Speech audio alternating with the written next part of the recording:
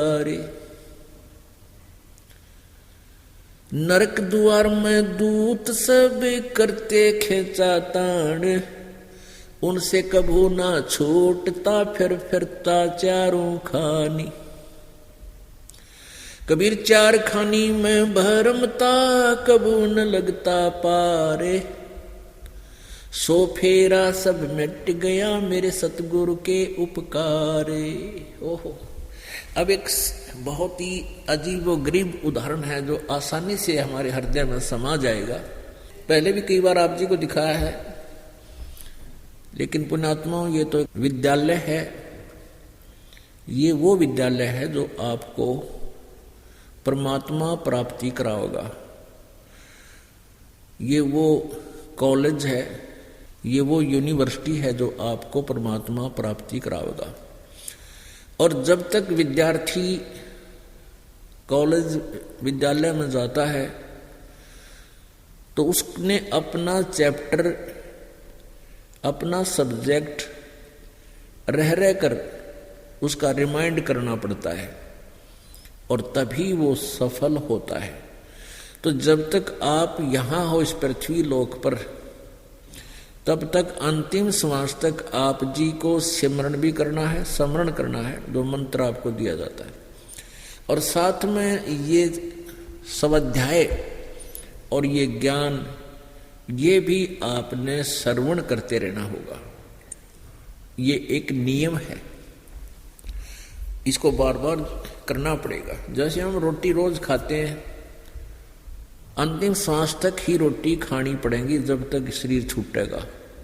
और जिस दिन रोटी अच्छी नहीं लगती है, सुबह खाई है और शाम को अच्छी नहीं लग रही है, तो समझ लो आप फिर कोई शरीर में आप जी के कोई गड़बड़ होगी। तो उसका ट्रीटमेंट है कि ना चाहते हुए भी गोलियां खानी पड़ा करें। ठीक इसी प्रकार सत्संग जो आप जी प्रतिदिन सुनते हो, प्रति बार सुनते हो, आते हो, और तकरीबन वही सत्संग होते हैं, थोड़ा बहुत अंतर अवश्य होता है। जैसे गेहूं की रोटी वही होती है, सुबह भी शाम भी, सब्जी का फेरबदल थोड़ा बहुत हो सकता है।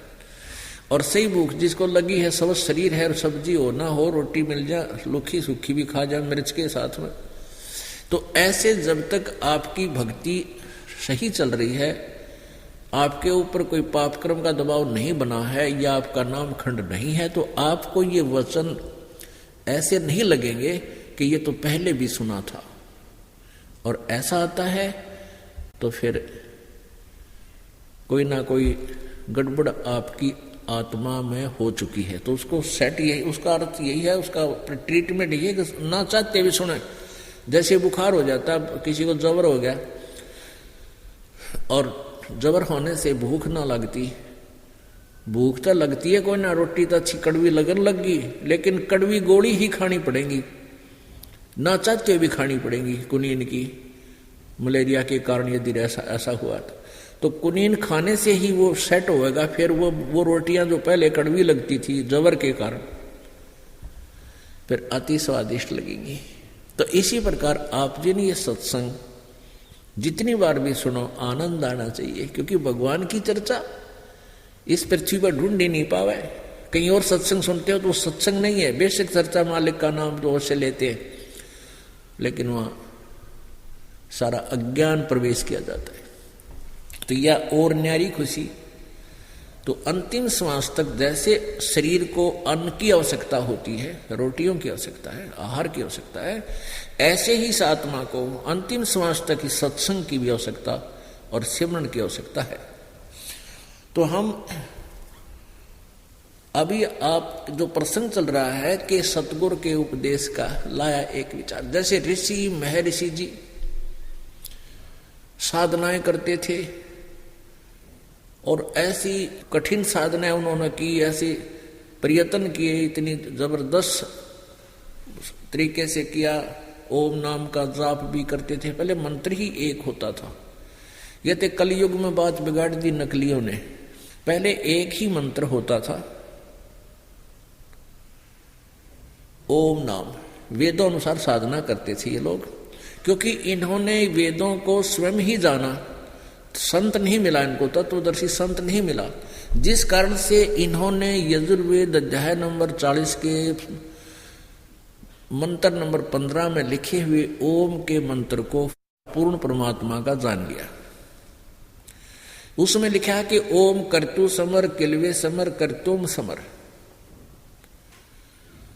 अंतिम श्वास तक भस्मांतम शरीरम, शरीर छूटने तक इस ओम नाम का जाप काम करते करते सिमरण कर अपना दैनिक क्रिया करते हुए, जिसका भी जैसा व्यवसाय है उसमें ही, यानी घर छोड़कर जाने की आवश्यकता नहीं किसी जंगल में, काम करते करते सिमरण कर विशेष कसक के साथ हृदय में गुदगुदी सी उठे, भगवान के भजन के लिए एक उमंग सी उठे कसक के साथ, और मनुष्य जीवन का मुख्य कर्तव्य जानकर इसको प्राथमिकता दे। 1 नंबर पे लावस भक्ति वाले काम ने। अब हमने रोजगार वाला काम तो 1 नंबर पर कर रखे, 8-8 घंटे 9-9 घंटे काम करते हैं, और परमात्मा वाला हमने गिर रखा,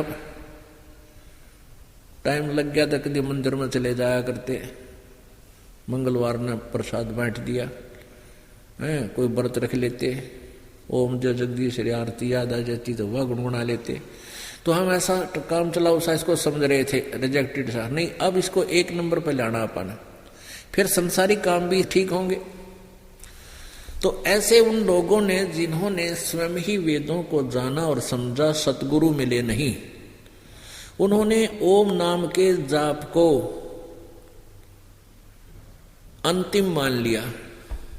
और जब ब्रह्मा जी कमल के फूल पर विराजमान थे, सर्वप्रथम जब इनको होश में लाया गया इस काल भगवान ब्रह्म के द्वारा, तो ये कमल के फूल पर बैठा था। जब आकाशवाणी की इस ज्योति निरंजन ने, अर्थात इस ब्रह्म ने, क्षर पुरुष ने कहा कि तप करो तप करो, ब्रह्मा ने 1000 वर्ष तक ब्रह्मा जी ने तप किया। तो बाद में वेद मिले इनको, ब्रह्मा विष्णु महेश को, जब इन्होंने सागर मंथन किया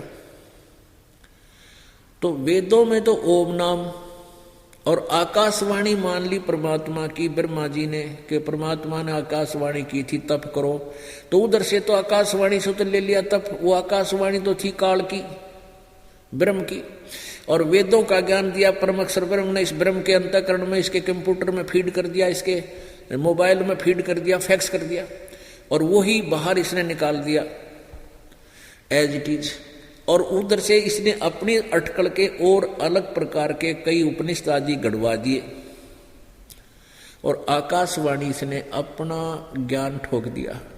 तो इन ब्रह्मा जी के बाद ही सभी ऋषियों ने ब्रह्मा जी से ज्ञान ग्रहण किया। तो ओम नाम तो वेदों से, और आकाशवाणी वाली वो तप, इन दोनों का खिचड़ी बना ली इन्होंने।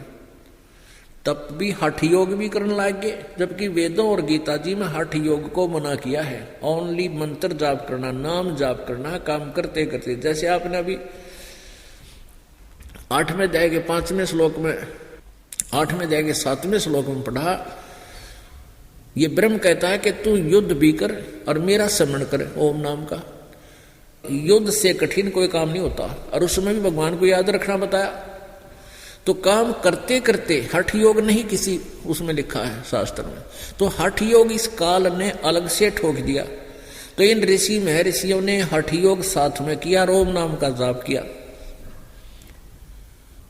जिस कारण से ये काल के जाल में ही फंसे रहे, जन्म और मृत्यु के चक्कर में ये फंसे रहे, ये पार नहीं हो सके, इनकी दुर्गति ज्यों की तो बनी रही। इसके लिए एग्जाम्पल आपको देते हैं। एक महावीर जैन हुए हैं जैन धर्म के अंदर, उनकी जीवनी से ये कंसेप्ट क्लियर हो जाता है जो दास और परमात्मा कबीर जी आपको समझाना चाहते हैं। ऋषभ देव जी ये एक बहुत नेक राजा थे, सतयुग के अंदर बहुत ही अच्छे राजा थे, परमात्मा को चाहने वाले थे, और वेदों में कबीर देव की महिमा बहुत लिखी है।